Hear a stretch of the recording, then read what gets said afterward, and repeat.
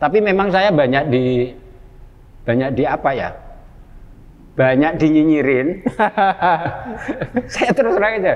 Karena saya dianggap terlalu meromantisasi Jogja. Ya.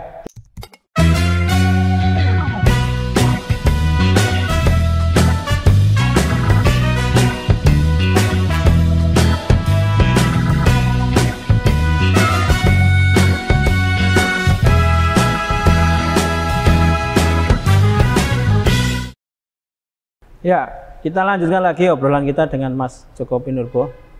Setelah tadi ngobrol tentang proses berkarya dan pilihan-pilihan tema dalam kumpulan puisinya. Kali ini kita akan ngobrol dengan Mas Joko Pinurbo tentang prosa. Ini menarik karena setelah sekian lama Mas Joko ini kan dikenal sebagai penyair, menulis puisi. Terus tiba-tiba aja menulis prosa, menulis novel. Saya ingat itu. Dan ini menarik juga karena ketika tadi Mas Joko cerita, awalnya itu bebarengan menulis cerpen dan menulis puisi. Cerpen termasuk novel prosa seperti jalannya novel.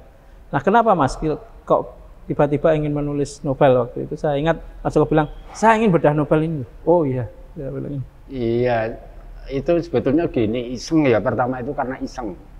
Saya itu penasaran mengapa buku puisi ini kok di pasaran sangat sulit untuk laku secara umum ya.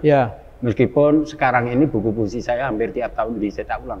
Tapi secara umum kan buku puisi ini masih menjadi produk yang ya sangat sedikit lah secara ekonomi itu yang kita dapat. Sementara kalau prosa kok lebih menjanjikan secara ekonomi. Pertama saya iseng. Nah contohnya gini ya. Satu honor satu cerpen di Kompas itu setara dengan mungkin honor satu buku puisi selama berapa tahun. Terus terang waktu itu saya tergoda dengan pertimbangan itu. Ternyata nulis prosa, apalagi kalau novel, itu lebih bisa memberikan lebih bisa memberikan jaminan finansial lah. Ada hitung-hitungan itu karena saya kan semakin tua semakin menyadari bahwa saya harus bisa memenuhi kebutuhan hidup saya sendiri. Saya penasaran kalau saya nulis prosa bisa laku nggak ya? Awalnya gitu. Makanya saya juga menerbitkan beberapa cerpen di Kompas.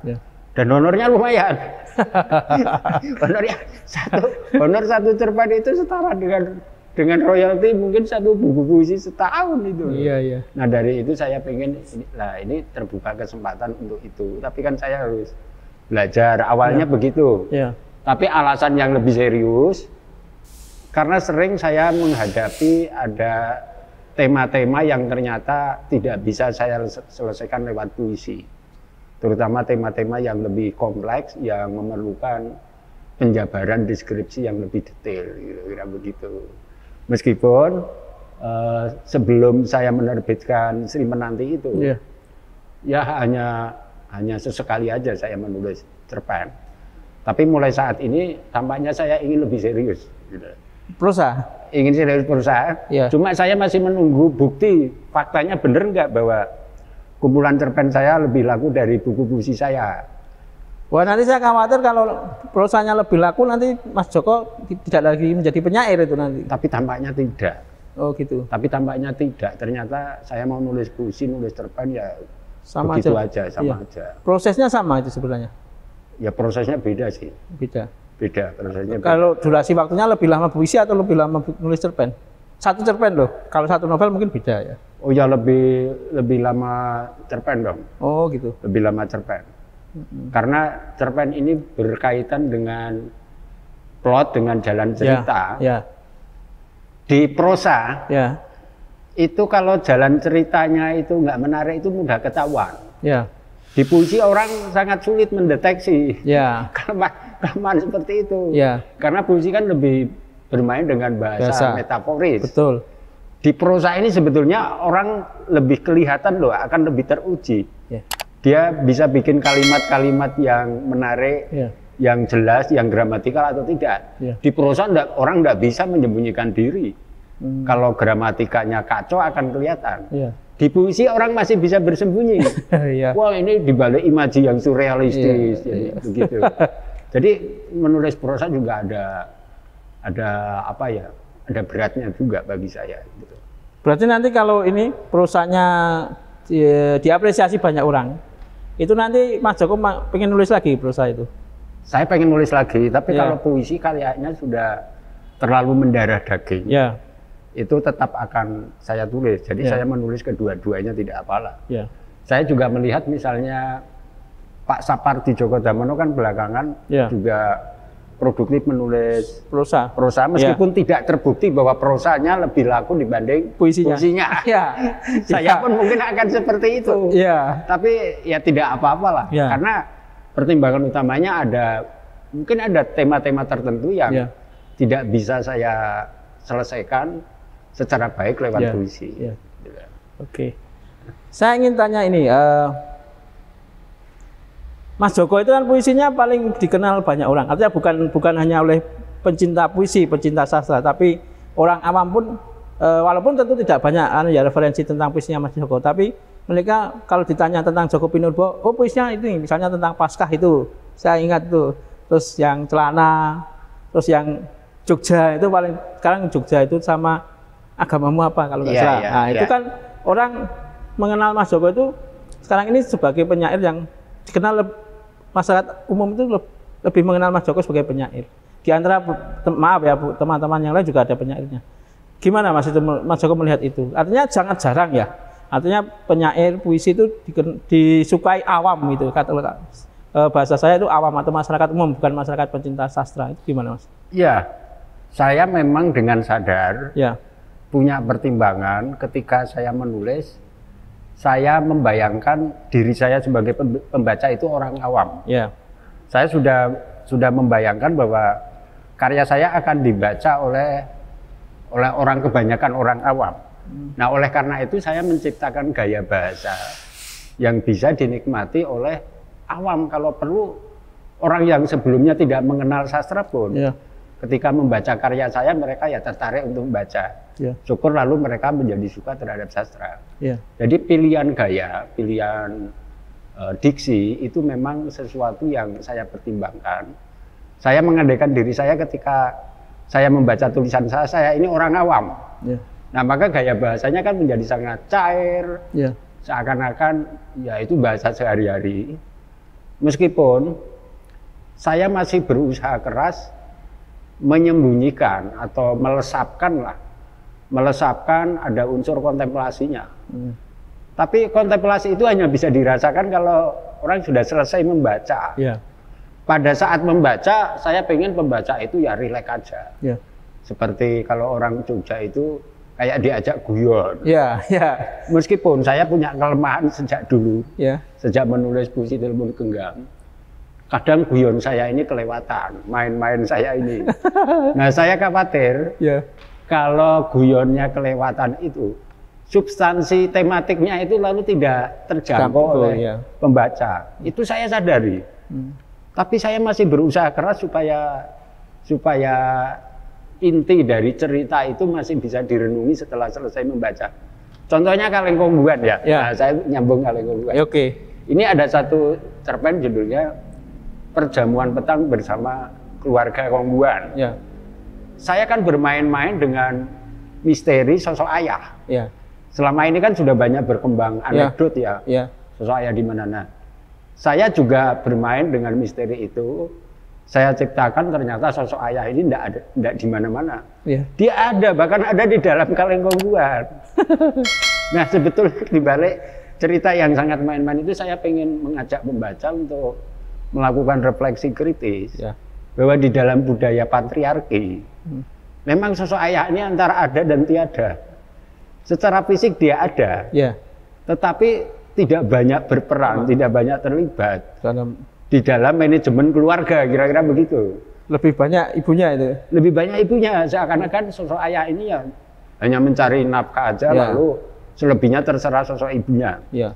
Sebetulnya cerpen itu pengen menjangkau tema besar itu, tapi apakah nyampe atau tidak ya saya tidak tahu gitu ya.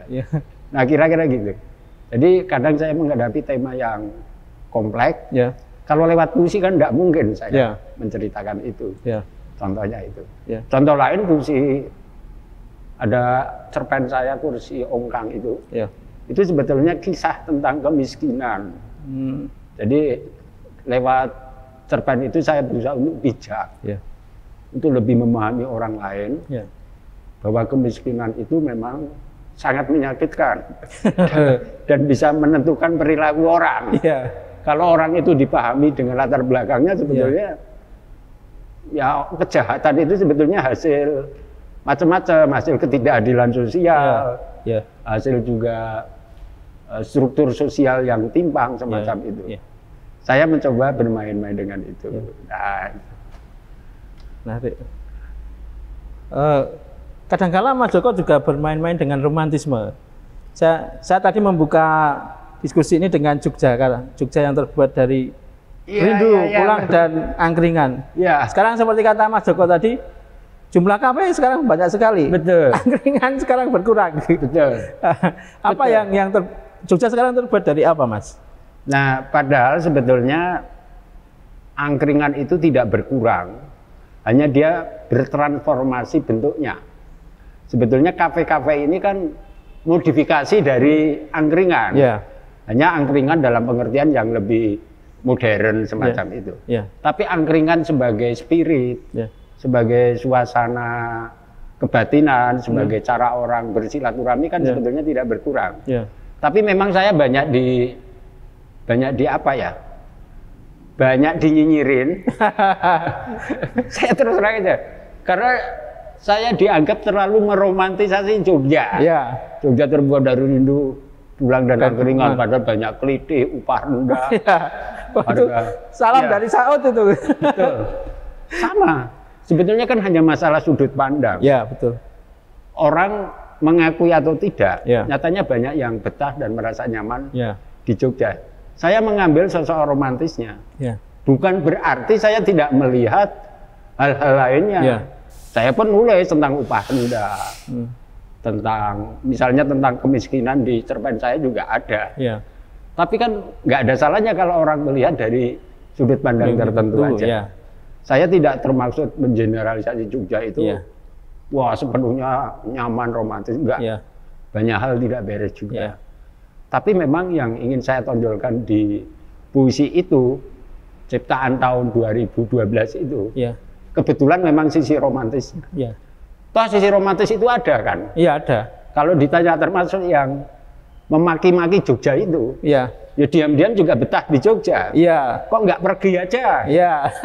Kalau nggak kerasan, Iya. artinya ada sesuatu. Iya. Saya juga mengalami banyak hal yang negatif dari Jogja. Iya. Tapi saya tidak bisa berbohong bahwa Iya. ada sisi romantis yang membuat orang kangen Jogja. Iya. Ya, itu. Oke. Iya. Menarik ini. Oke, ini mungkin terakhir. Sekarang ini kan dulu kita sering menemukan puisi, membaca puisi di media cetak ya. Kita bahkan bangga sekali waktu itu, mungkin Mas Joko juga mengalami ngirim puisi di koran-koran, di majalah-majalah, ada Horizon, ada Kompas, ada Jawa Pos, Media Indonesia. Tapi lama-lama puisi itu tidak punya ruang di media cetak. Ya. Nah, bahwa media cetak memang berkurang, Ya. ruangannya juga berkurang. Ya. Nah, puisi ke depan itu seperti apa? Artinya apakah dia hanya ada di ruang digital atau tidak muncul lagi? Tentu agak susah membayangkan bahwa media cetak itu akan hadir kembali. Tetapi bagaimana puisi hadir di tengah-tengah publik gitu, atau paling enggak di tengah-tengah pencinta sastra itu seperti apa, Mas? Saya punya pandangan yang berbeda ya. Kan banyak orang menyesalkan media-media cetak menutup rubrik puisi. Mengapa media cetak menutup rubrik puisi? Karena memang pembaca media cetak ini dari waktu-waktu berkurang. Betul. Ya kalau pembacanya berkurang untuk apa? Orang-orang menyalahkan medianya. Penyelenggaranya dibilang kapitalis. Tidak memperhatikan. Menurut saya ya salahnya pembaca juga nggak lagi membaca media cetak. Ya kalau pembaca media cetak berkurang, ya untuk apa? Nah sekarang kan banyak menggunakan media digital. Jadi menurut saya bagaimanapun kita harus beradaptasi dengan perkembangan zaman. Mau tidak mau. Media itu bisa apapun bentuknya. Tetapi spirit berkarya itu menurut saya ya tetap seperti itu. Mau lewat media digital atau media cetak, menurut saya itu sama aja, hanya mediumnya. Ya. Nah kalau para pembaca ini, termasuk para pembaca sastra ya, yang menuntut rubrik puisi dikembalikan, mereka sendiri juga mungkin nggak membaca media cetak kok itu.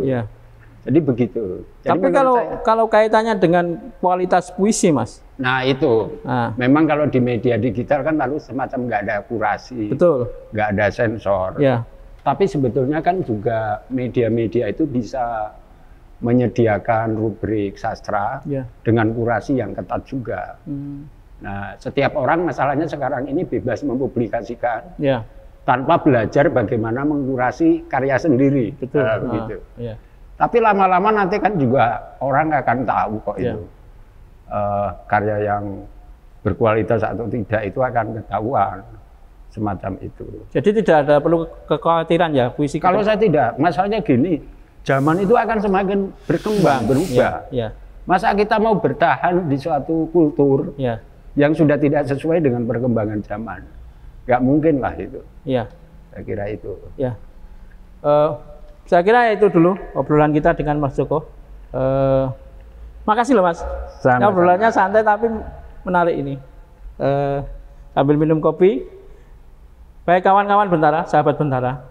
Saya kira itu obrolan kita dengan Mas Joko Pinurbo. Seorang penyair yang karyanya banyak disukai orang, banyak diminati dengan tema-tema yang khas. Terima kasih telah bergabung dengan podcast Bentara Budaya. Sampai jumpa lagi di podcast berikutnya. Terima kasih. Jangan lupa